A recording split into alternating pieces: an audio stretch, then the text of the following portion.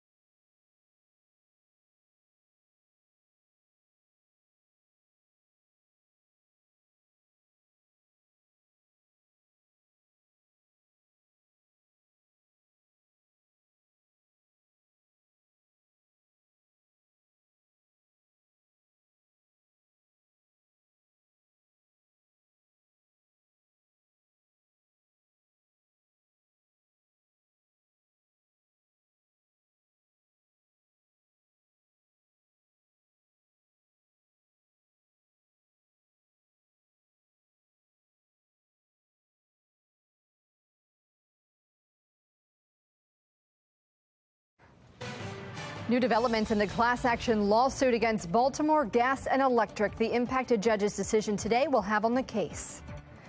He was shot and killed at one of Baltimore's busiest intersections. How Tim Reynolds' family marked 1 year since his deadly encounter with the squeegee kid. A teen seen in video at the scene of the Brooklyn mass shooting under arrest. Fox 45 News is looking into the charges he's facing. Live from WBFF in Baltimore, this is Fox 45 News at 6.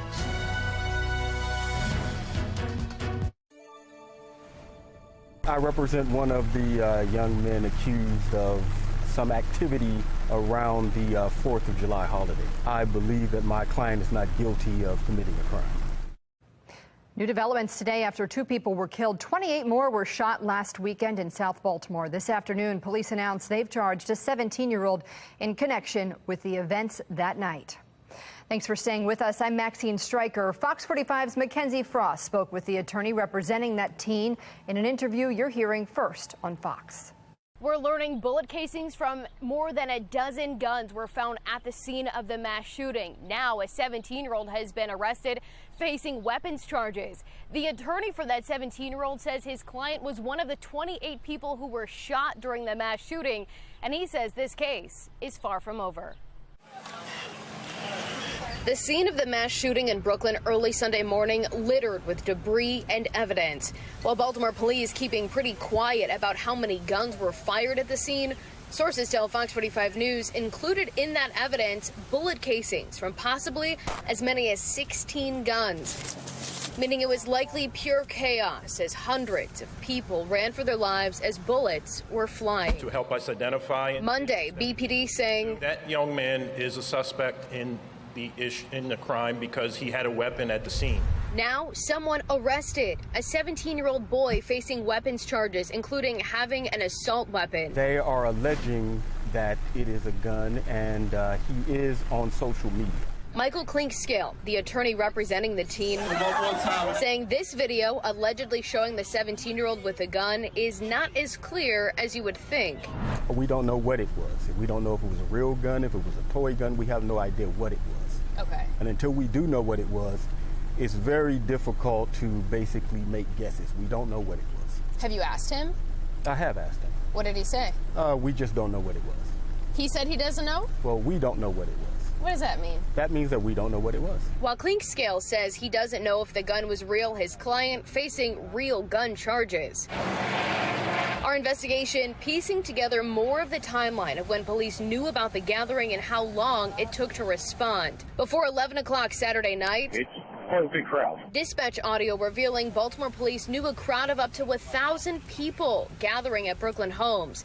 People on the ground growing concerned about safety. Discharging a firearm, 8:15 Herndon Court. People shooting and fighting at the location. Anonymous caller.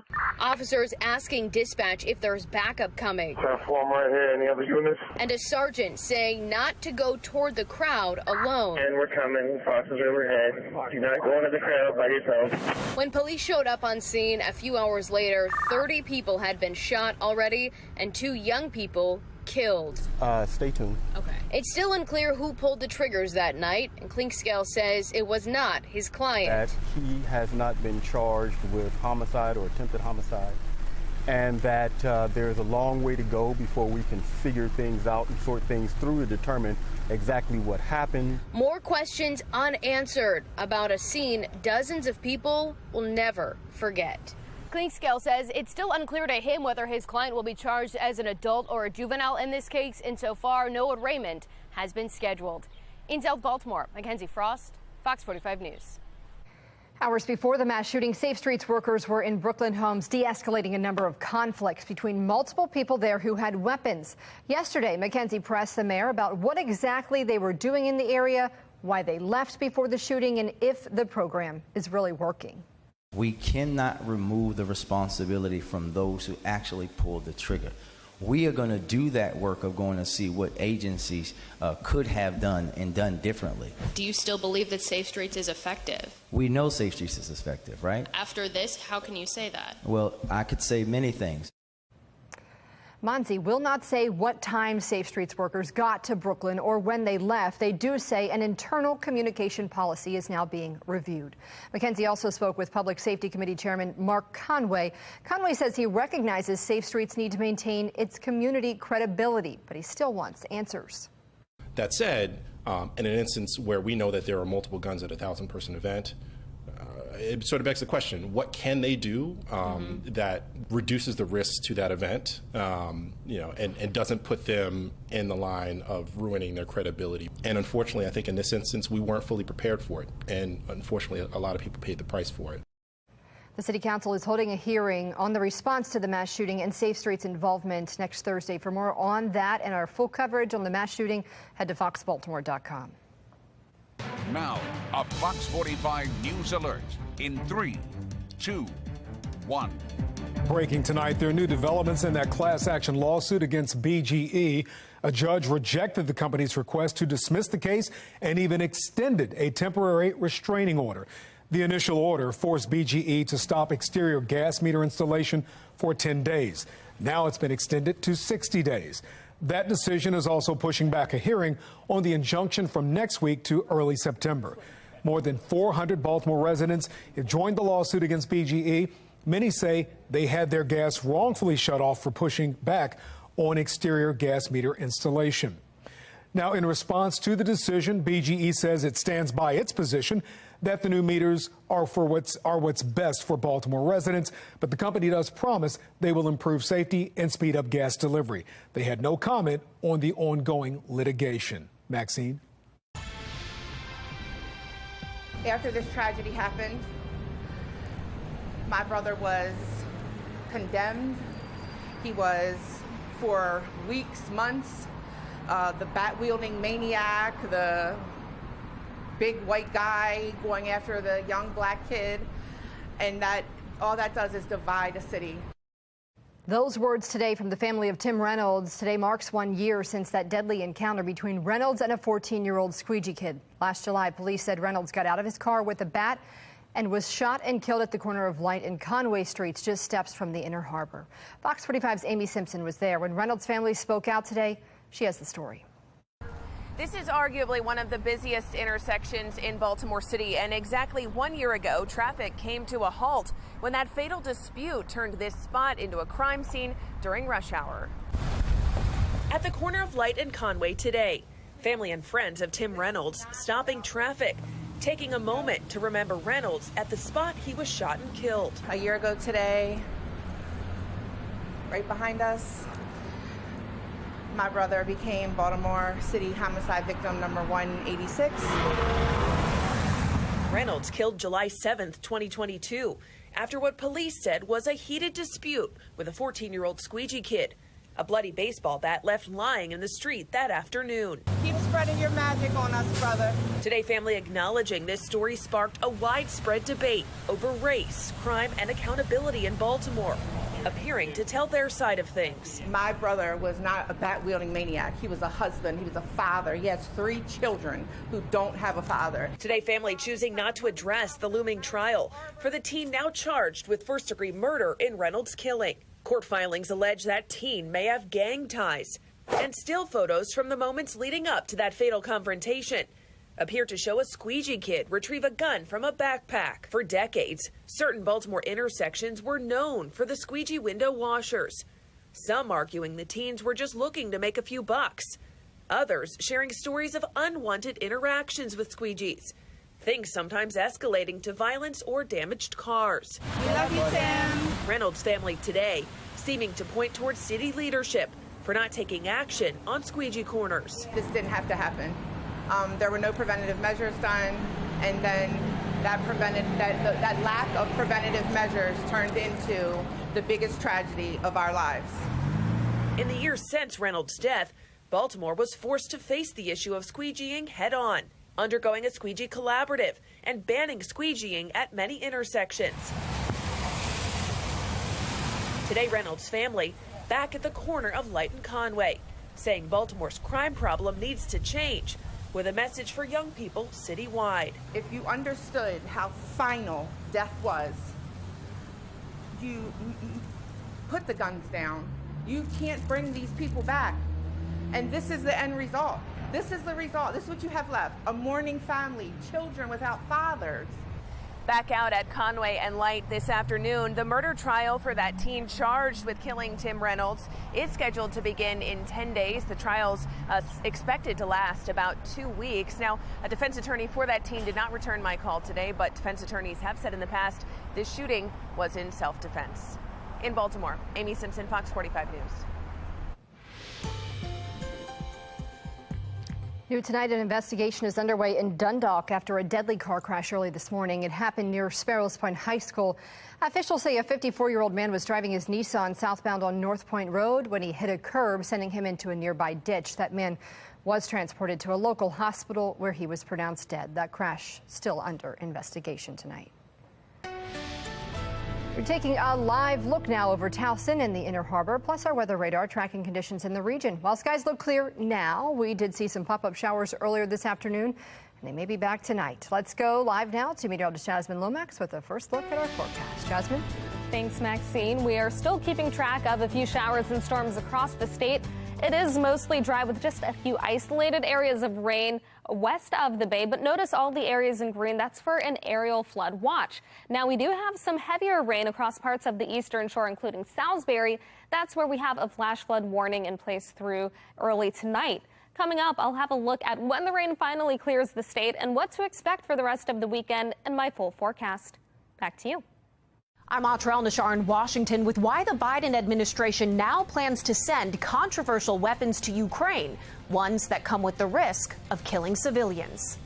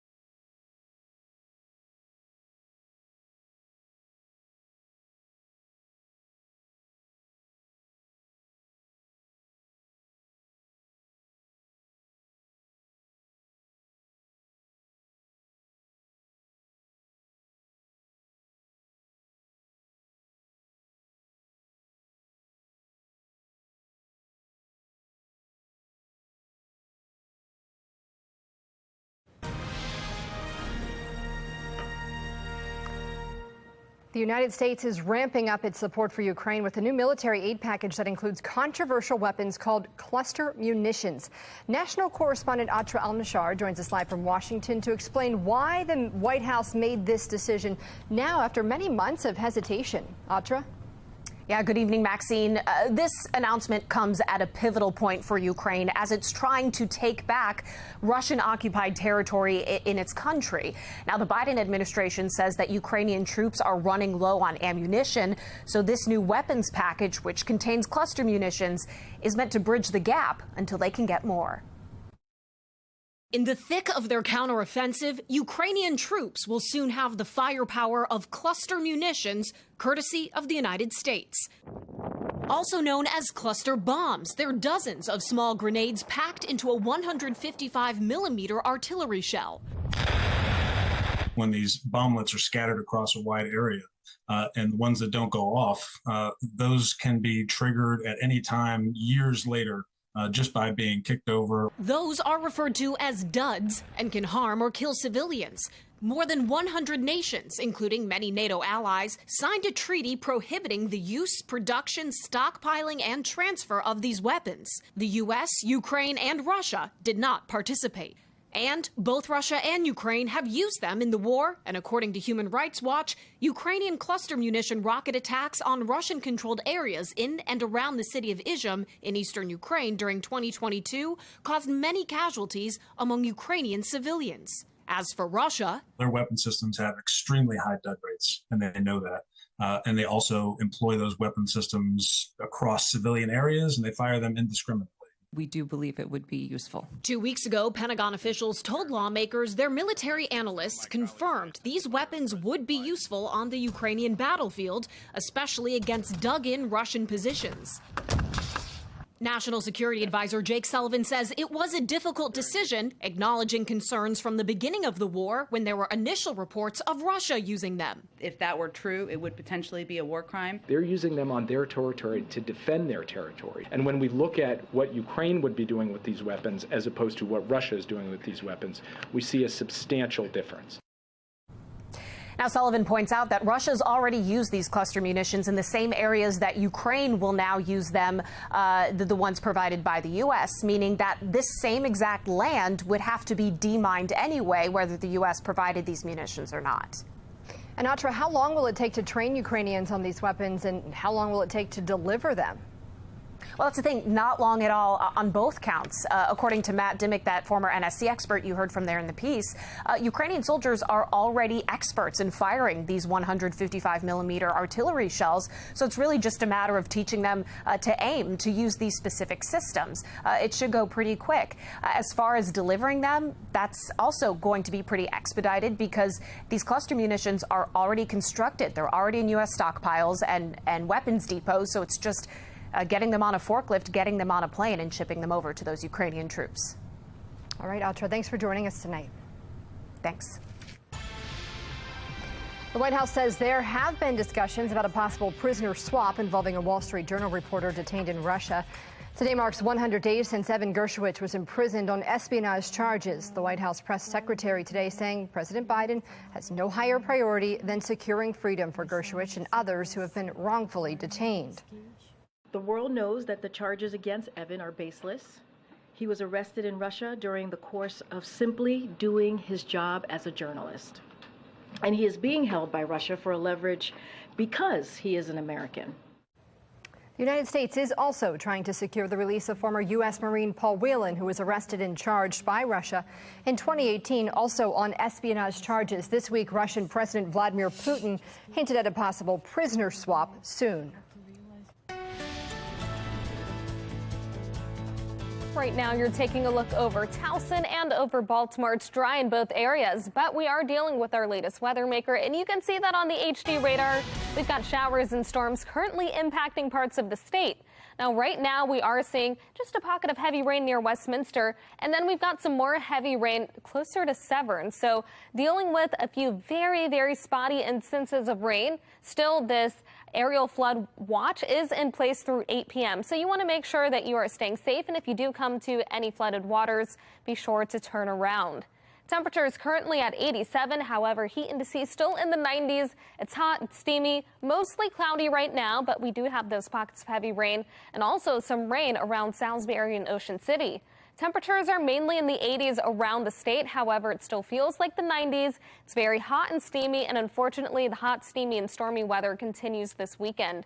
First, we're looking at a couple of stray showers heading into the night. There could be some areas of heavy rain along with gusty winds, but this begins to clear after midnight. Will be mostly cloudy as we head into the morning. Then later into the day, there's the chance for a few stray showers and storms, but Saturday will not be a washout.